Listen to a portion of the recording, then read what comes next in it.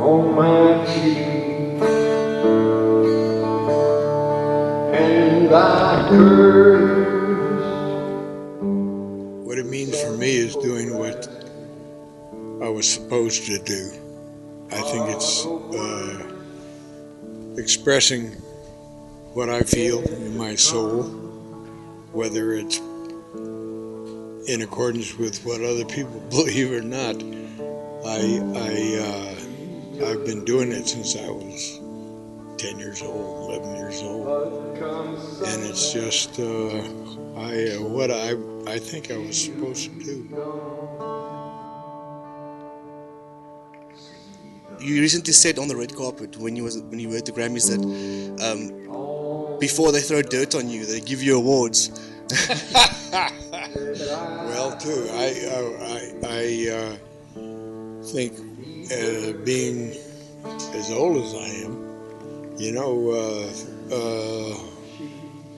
having dirt thrown on is in the immediate future, you know, but we're all the same. But before they throw dirt on you, you first have to finish that album with Willie and with Mole Haggard. Are you guys busy with that currently? Well, I hope somebody who's taking charge of things is getting it ready. These both of them, Merle Haggard and Willie, are people that I just feel so blessed to have known at all, let alone to be best friends and to work together.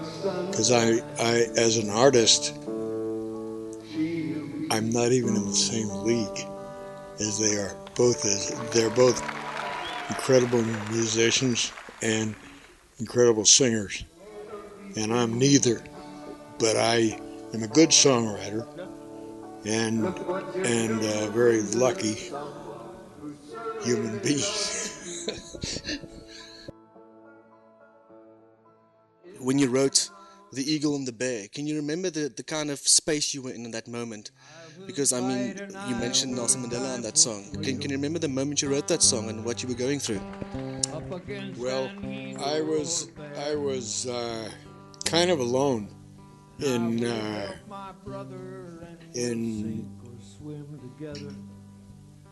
my respect for Nelson Mandela at the time, but I had met him, and I think it was one of the blessings of my life because I got to sing that song that I sang tonight to him, and he was that far away from me, and it'd be like singing for Abraham Lincoln, you know. He's one of the great human beings in our lifetime. So. You recently stated that sometimes you're having some trouble with your long-term memories, but how do you still remember? How do you still remember your lyrics? The only thing I remember, I have no idea why, but for some reason I remember all my songs, but I can't remember all my friends even.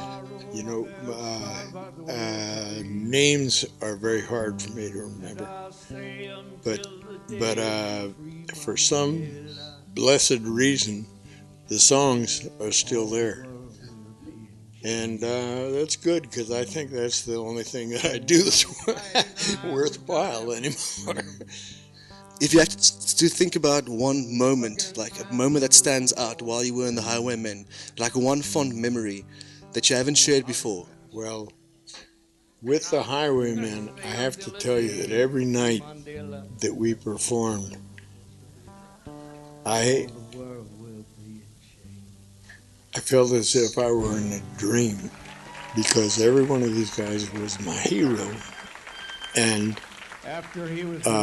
before I ever met him and knew any of them, and I mean Johnny Cash, he was like one of the people on Mount Rushmore, you know. It'd be like with Abraham Lincoln or somebody, and the fact that they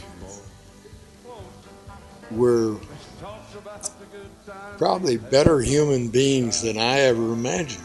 You know, every one of them. I'm sorry that John and Waylon are gone, but I'm grateful that we got to work together and to be so close, and that I'm still a friend with Willie. Yeah. And he's one of the funniest human beings on the planet. And I wish Willie would come over here. Yeah. People will love him. Would love. They would love him, and I'm gonna tell him that.